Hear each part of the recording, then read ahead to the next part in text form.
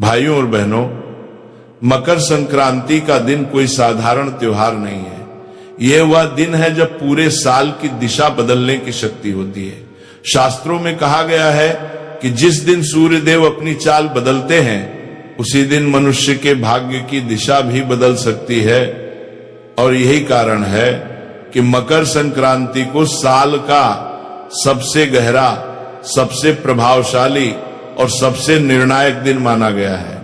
लेकिन अफसोस की बात यह है कि आज के समय में लोग इस दिन को केवल पतंग उड़ाने, तिल गुड़ खाने और पकवान बनाने तक सीमित कर देते हैं, जबकि इस दिन एक ऐसा गुप्त और सरल उपाय बताया गया है जो जीवन की बड़ी से बड़ी परेशानियों को जड़ से समाप्त कर सकता है। दोस्तों, आज मैं आपको उसी उपाय के बारे में बताने जा रहा हूं। ये उपाय सुनने में बहुत छोटा लगेगा, इतना छोटा कि कई लोग इसे नजरअंदाज कर देंगे। लेकिन याद रखिए, शास्त्रों में कहा गया है कि कभी कभी सबसे छोटे उपाय ही सबसे बड़े परिणाम देते हैं। मकर संक्रांति के दिन यदि कोई व्यक्ति चुपचाप बिना किसी को बताए पूरी श्रद्धा और सही नियमों के साथ गौ माता को एक विशेष वस्तु खिला देता है, तो उसके जीवन में धन, अन्न, सुख और शांति की कभी कमी नहीं रहती। इतना ही नहीं, उसके जीवन से पितृदोष, ग्रह दोष और वास्तु दोष जैसे भारी दोष भी धीरे धीरे समाप्त होने लगते हैं। ये कोई सामान्य संयोग नहीं है। कहा गया है कि पूरे 752 वर्षों के बाद मकर संक्रांति पर ऐसा अद्भुत योग बन रहा है जिसमें किया गया है छोटा सा कर्म 7 जन्मों तक फल देता है। सोचिए, सिर्फ एक दिन का सही किया गया उपाय और उसका प्रभाव पीढ़ियों तक। जिन घरों में वर्षों से कलह है, पैसों की तंगी है, बीमारी है या काम बनते बनते बिगड़ जाते हैं, उन सभी समस्याओं की जड़ पर यह उपाय प्रहार करता है। लेकिन यहां एक बहुत बड़ी बात समझने की है। उपाय करना आसान है, पर उसके नियम और संकल्प का पालन करना उतना ही जरूरी है। अक्सर लोग गलती यही करते हैं कि वे उपाय तो कर लेते हैं, लेकिन उसके पीछे जो नियम और भावना होती है उसे नजरअंदाज कर देते हैं और फिर कहते हैं कि उपाय का असर नहीं हुआ। इसलिए मैं आपसे साफ कहना चाहता हूं कि इस उपाय के नियम थोड़े कठोर हैं, लेकिन वही नियम इसकी शक्ति भी है।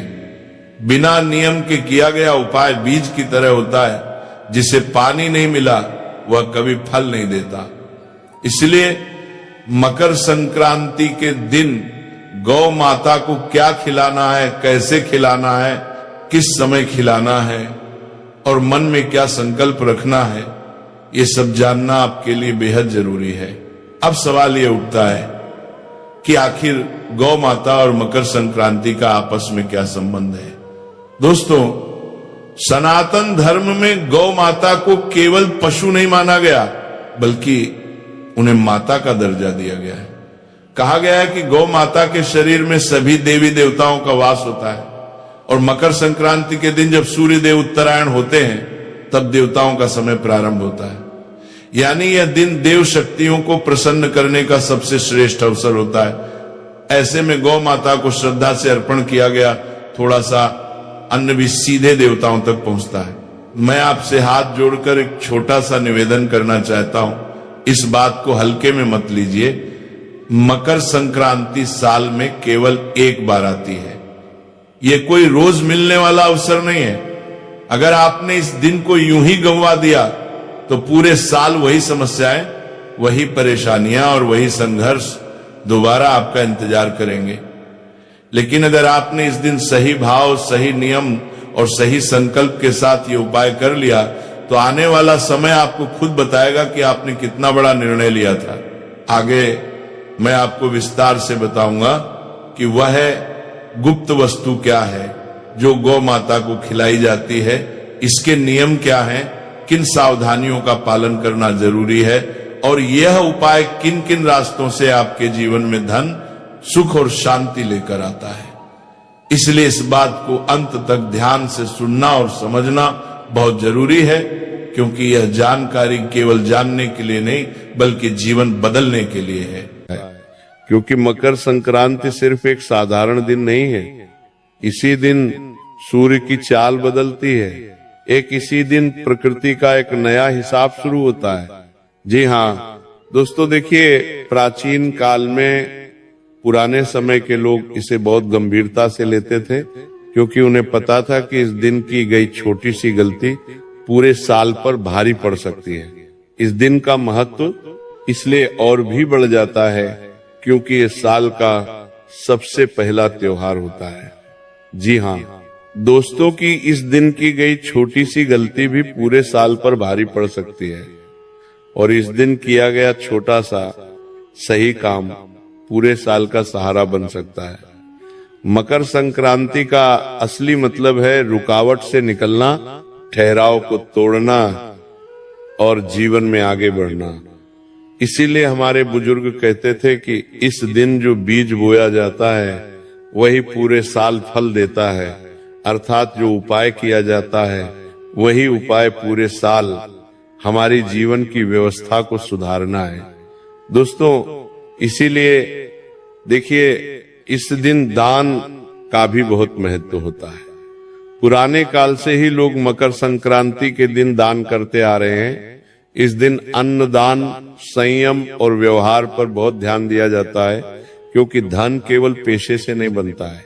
धन बनता है सोच से, कर्म से और समय की समझ से।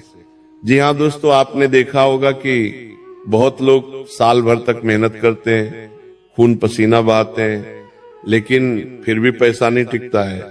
अन्न होते हुए भी घर में कमी की भावना बनी रहती है, और धन बनता है सोच से, कर्म से। जी हाँ दोस्तों, देखिए बार बार खर्च अचानक आ जाता है, और खर्च आता है, पैसा रुकता नहीं है, और इसके पीछे कारण अक्सर वही अदृश्य रुकावटें होती हैं जिनका समाधान हमारे शास्त्रों और परंपराओं में छुपा हुआ है। देखिए मकर संक्रांति पर तिल और गुड़ इसलिए खाए जाते हैं क्योंकि तिल त्याग का प्रतीक है और गुड़ मिठास का, यानी जीवन में कड़वाहट को छोड़कर मिठास अपनाने का संकेत है। इस दिन दान इसलिए कहा गया है क्योंकि जब सूर्य दिशा बदलता है तब अहंकार छोड़ना सबसे जरूरी होता है। पुराने समय में लोग इस दिन ज्यादा बोलते नहीं थे, झगड़ा नहीं करते थे, और किसी भूखे को देखकर अनदेखा नहीं करते थे।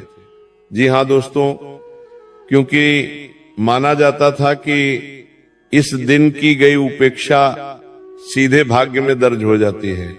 इस दिन किए गए कर्म सीधे भाग्य की किस्मत की दिशा को बदल देते हैं। जी हाँ दोस्तों, इसलिए कहा गया है कि मकर संक्रांति का पर्व साधारण नहीं माना गया है। अब यहाँ एक बहुत गहरी बात आती है जिसे बहुत कम लोग समझते हैं। मकर संक्रांति पर प्रकृति सुनती है, लेकिन शोर नहीं सुनती, दिखावा नहीं देखती। मकर संक्रांति का पर्व है सिर्फ भावना और मौन को, किए गए कर्मों को ही पहचानना, यानी कि जो गुप्त उपाय और जो गुप्त कार्य अगर हम मौन रहकर करेंगे, सबसे छुपा कर करेंगे, तभी उसका फल हमें प्राप्त होगा। दोस्तों, इसीलिए जो लोग इस दिन कैमरा लगाकर लोगों को दिखाकर दान करते हैं, उन्हें संतोष तो मिलता है लेकिन स्थायी फल नहीं। क्योंकि देखिए आज के समय में लोगों ने दान पुण्य को भी एक ट्रेंडिंग टॉपिक बना दिया है। गौशाला में लोग जा रहे हैं तो वहां पर फोन निकाल कर खड़े हो जाते हैं, गाय माता को चारा खिलाते हैं, किसी अन्न और धन का किसी गरीब को दान कर रहे तो उनके साथ फोटो खिंचवाते हैं, वीडियो बनाने लग जाते हैं, लोगों को दिखावा करते हैं। लेकिन शास्त्रों में बताया गया है कि दो चीजें हमें हमेशा लोगों से छुपा कर करना चाहिए। पहला दान और दूसरा पूजा पाठ और ध्यान, क्योंकि ये दो चीज जितनी छुपी हुई रहेंगी उतना फल आपको मिलेगा। जल्दी ही तो देखिए कि अब धीरे धीरे मैं आपको उस दिशा में ले जा रहा हूं जहां असली रहस्य छुपा है। लेकिन उससे पहले यह समझना जरूरी है कि गाय को हमारे शास्त्रों में इतना ऊंचा स्थान क्यों दिया गया है। जी हाँ दोस्तों, क्योंकि देखिए ये उपाय सिर्फ गौ माता पर ही निर्भर करेगा और उस इंसान पर निर्भर करेगा जो इंसान ये उपाय कर रहा है। तो आज ये उपाय किस तरह से अपनी दिव्य शक्ति तुम्हें दिखाएगा, ये उपाय किस तरह से तुम्हारे जीवन से अंधकार को मिटाएगा, ये उपाय किस तरह से तुम्हारे जीवन में खुशियों की रोशनी लेकर आएगा। हर एक बात समझ लेना, हर एक बात अच्छे से सुन लेना, क्योंकि अगर तुमने अनसुना किया या तुम कोई बात भूल गए तो ये उपाय अपना नकारात्मक असर भी दिखा सकता है। यानी कि तुम तो सोचोगे कि यार मैंने तो जीवन में अपना अच्छा, अपना भला करने के लिए उपाय किया था, लेकिन मेरे साथ बुरा क्यों हो गया। इसके पीछे का कारण यही होगा कि तुमने एक एक बात को अच्छे से नहीं समझा होगा या एक एक बात को अच्छे से नहीं सुना होगा।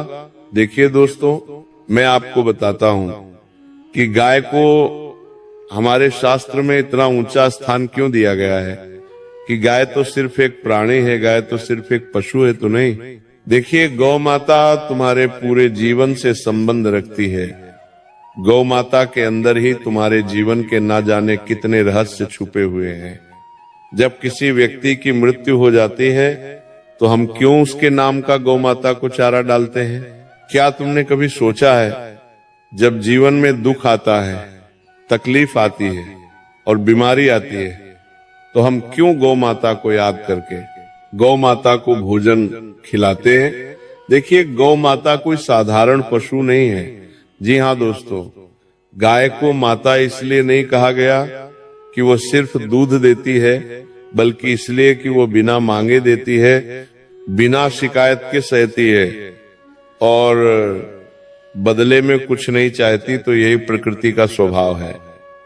देखिए, जिस घर में गाय का सम्मान होता है वहां केवल धन नहीं बल्कि स्थिरता आती है, और स्थिरता के बीच दोस्तों धन टिकता है।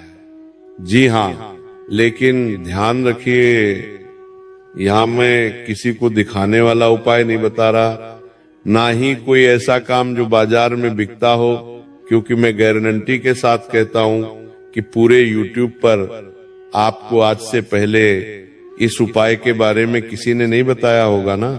किसी कथावाचक ने बताया होगा, ना किसी गुरुजन ने बताया होगा, ना किसी विशेष पंडित या ज्ञानी ने बताया होगा, क्योंकि ये उपाय इतना गुप्त है कि इस उपाय का उल्लेख किसी भी शास्त्र में नहीं मिलता है। जी हाँ दोस्तों, ये उपाय सिर्फ किया जाता है सच्चे मन से, सच्चे दिल से, पवित्र कर्म से। जी हाँ दोस्तों, देखिए कि जो उपाय मैं बता रहा हूं वो उपाय हमेशा चुपचाप किया जाता है, और अब तक जो मैं बता रहा था वो भूमिका थी, क्योंकि अगर आप सीधे उपाय पर आ जाते तो उसका असर आधार रह जाता। अब ध्यान से सुनिए, क्योंकि यहाँ से बात गुप्त हो जाती है और यहीं से इस उपाय का असली महत्व और इस उपाय की असली प्रक्रिया शुरू होती है। जी हाँ दोस्तों, बता देता हूं कि सबसे पहले तो मकर संक्रांति का जो दिन है, उस दिन आप सुबह ब्रह्म मुहूर्त में उठिए। देखिए, आप चाहे पूरे साल 9:00 बजे उठते हो, 10:00 बजे उठते हो, 11:00 बजे उठते हो, जितनी भी बजे उठते हो, उठ जाना। लेकिन मकर संक्रांति के दिन तुम्हें ब्रह्म मुहूर्त में उठना है। और मैं ये नहीं कह रहा हूं कि ब्रह्म मुहूर्त में उठते ही ठंडे पानी से नहा लो, नहीं। ध्यान से सुनिए जो बात मैं आपको बता रहा हूं कि मकर संक्रांति के दिन सुबह ब्रह्म मुहूर्त में उठकर स्नान कीजिए। स्नान करने के बाद आपको सबसे पहले इस चीज का ध्यान रखना है कि जितना ज्यादा हो सके मौन रहने की कोशिश करें। किसी से ज्यादा बातचीत ना करें, किसी से ज्यादा आप अपने भावना रखें। सिर्फ अपने मन में आप भगवान का स्मरण करें और भगवान का नाम लेते रहें या नाम जप करते रहें। देखिए, उठने के बाद मोबाइल भी नहीं देखना है और मन को शांत रखकर ये भावना रखें कि आज मैं कुछ ठीक करने जा रहा हूं, मांगने नहीं। क्योंकि इस उपाय का मूल उद्देश्य यही है कि ये तुम्हारे जीवन को एक नई दिशा की ओर लेकर जाएगा। जो चीजें तुम्हारे जीवन में बिगड़ी हुई है उन चीजों को ये उपाय सुधारेगा। जी हाँ दोस्तों, देखिए मन में आपको यही भावना रखनी है कि आज मैं कुछ ठीक करने जा रहा हूं, मांगने नहीं जा रहा हूं। इसके बाद गाय के लिए जो चीज बनाई जाती है वो देखने में बहुत साधारण होती है, इसीलिए लोग इसे हल्के में ले लेते हैं, लेकिन यही इसकी ताकत है। देखिए जो चीज मैं बता रहा हूं वो चीज बहुत साधारण है और उस चीज के बारे में आपको आज से पहले किसी ने नहीं बताया होगा। इसके साथ ही इस चीज का भी ध्यान रखिएगा कि इस उपाय में ना कोई मंत्र बोलना है ना कोई नाम लेना है, बस समझ के साथ करना है। और गाय को जो खिलाया जाता है वह है थोड़े से सफेद तिल। ये भी बताऊंगा कि मकर संक्रांति और तेल का क्या महत्व है, लेकिन उससे पहले आप सुन लीजिए कि गाय को खिलाने वाली वो गुप्त चीज क्या है। कान खोल लीजिए और अगर आप किसी कागज पर लिखना चाहते हैं तो लिख भी लीजिए, ताकि अच्छा रहेगा कि आप भूले नहीं। ध्यान से सुनिए। आपको थोड़े से सफेद तिल लेने हैं, थोड़े से काले तिल लेने हैं, थोड़ा सा गुड़ का चूर्ण लेना है और ध्यान रखें टुकड़ा नहीं आपको चूर्ण लेना है। यानी कि अगर आपके घर में गुड़ है तो उस गुड़ को आप पीस लें। अब उसमें कुछ कच्चे चावल के दाने और सबसे अंत में उंगली से छुआ हुआ एक नमक बूंद देसी घी आपको उसमें मिलाना है, यानी से कि उसके अंदर थोड़ा सा काला नमक मिलाना है, थोड़ा सा सेंधा नमक मिलाना है और गाय का शुद्ध पवित्र एक चुटकी घी उसके अंदर मिलाना है। अब यहाँ एक बहुत गुप्त है कि सेंधा नमक जो मिलाया जाता है तो वो नमक साधारण नहीं होता है। और ये भी ध्यान रखिएगा कि आप गलती से कहीं साधारण नमक मत मिला देना, उसमें थोड़ा सा सेंधा नमक मिलाना और थोड़ा सा काला नमक मिलाना। देखिए ये सब किसी थाली में सजा कर नहीं बल्कि सीधे हाथ में लेकर गाय को खिलाना है। अगर आप अपनी हथेली में रखकर गाय को खिलाओगे और गाय ने अपनी जीभ से तुम्हारी हथेली को स्पर्श कर लिया, आपकी बात करने तुम्हारी बनानी नहीं तलवार में हथेली करना, तो समझ जाना कि साक्षात माता ने तुम्हारे सारे कष्टों को अपने अंदर समाहित कर लिया है। क्योंकि देखिए आपको मैं बता देता हूं कि ये सब चीजें अगर आप थाली में रखकर गौ माता को अर्पित करेंगे तो उतना जल्दी असर नहीं होगा। सीधे हाथ में लेकर गाय को खिलाना है। उसके बाद ध्यान रहे ये उपाय आप कर ले तो किसी को बताना नहीं है, ना किसी को दिखाना है।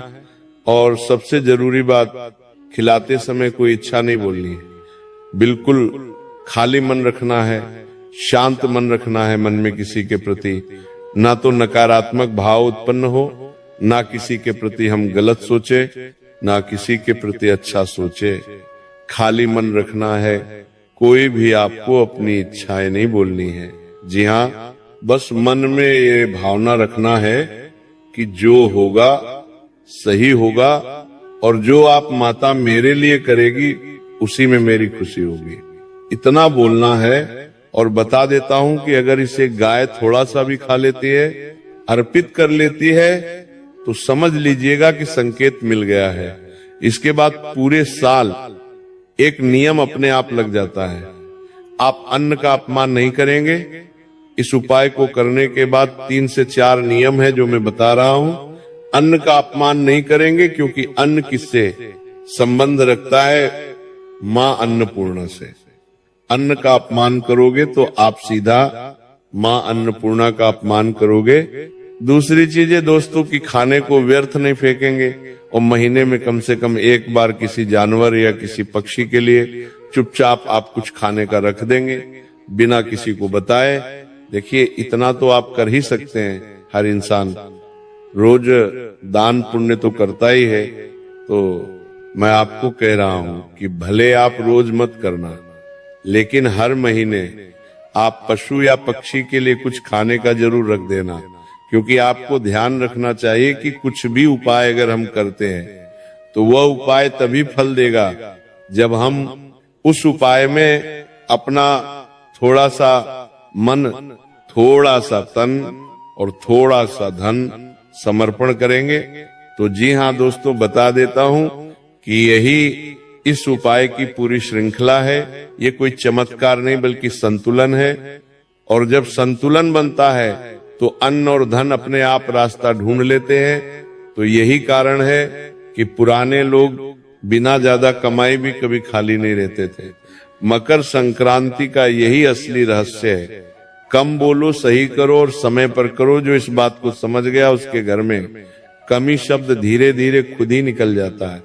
जी हाँ दोस्तों, देखिए मकर संक्रांति के दिन अगर आप इस उपाय को करेंगे तो ये उपाय आपको बहुत जल्दी लाभ देगा।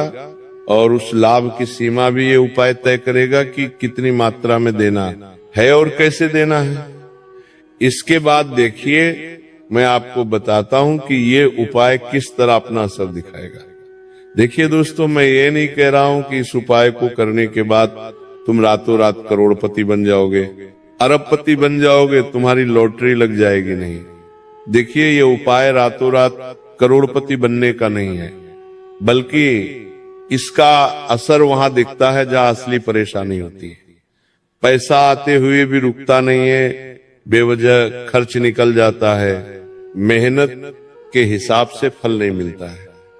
यानी कि जितनी भाग दौड़ हम जीवन में करते हैं, जितनी मेहनत करते हैं, जितना पसीना बहाते हैं, उसके अनुसार हमें फल नहीं मिलता है। तो इस उपाय के बाद से सबसे पहले यही महसूस होता है कि पैसे का बहाव सुधारने लगता है, खर्च सोच समझ कर होने लगता है और अचानक होने वाले नुकसान कम होते हैं और धीरे धीरे बचत बनने लगती है। यानी धन आता भी है और धन आपके जीवन में टिकने भी लगता है। साथ ही दोस्तों देखिए कि अगर मैं बात करूं कि इस उपाय से आपके घर परिवार में क्या असर होगा, तो देखिए घर और परिवार के मामले में इसका बहुत गहरा असर होता है। क्योंकि धन की कमी पहले मन में अशांति आती लाती है और इस उपाय के बाद घर का माहौल धीरे धीरे शांत होने लगता है। बेवजह के झगड़े कम होते हैं, घर में बैठने का मन करने लगता है और एक दूसरे की बात सुनने की क्षमता बढ़ती है।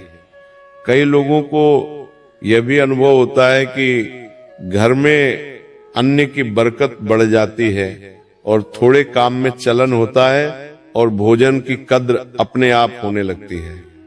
यानी कि देखिए अक्सर कई घरों में ऐसा होता है कि परिवार एक साथ बैठकर भोजन खाने में असमर्थ रहता है। कभी घर का कोई व्यक्ति किसी काम में अटका हुआ है, कभी कोई व्यक्ति बाहर गया हुआ है। इस वजह से देखिए घर का जो माहौल होता है वो बिगड़ने लगता है। और शास्त्रों में बताया गया है कि हमें दिन में एक समय कम से कम पूरे परिवार को साथ बैठकर भोजन करना चाहिए। देखिए विवाह और रिश्तों की बात करें तो ये उपाय सीधे शादी कराने वाला नहीं है। आप सोच रहे होंगे कि इस उपाय को करने के बाद तो मेरे शादी विवाह के योग बन जाएंगे, मेरे तुरंत विवाह हो जाएगा। तो देखिए तुरंत विवाह तो नहीं होगा, लेकिन हाँ शादी विवाह होने के योग जरूर बनेंगे। कि रिश्तों में जो अड़चने आती है, बार बार बात बिगड़ जाना, सही रिश्ता आते आते टूट जाना, घर में मनमुटाव पर इसका असर पड़ता है। क्योंकि जब व्यक्ति के भीतर ढेर स्थिरता आती है तो रिश्तों में भी वही उड़ जाती है। विवाहित लोगों के लिए ये उपाय समझ और सहनशीलता बढ़ाता है, जिससे संबंध बहुत मजबूत होते हैं। जी हाँ दोस्तों, देखिए मानसिक स्थिति और आत्मविश्वास पर इसका प्रभाव पड़ता है। बहुत लोग बाहर से ठीक दिखते हैं, लेकिन अंदर से लगातार डर, चिंता और असुरक्षा में रहते हैं। तो ये उपाय करने के बाद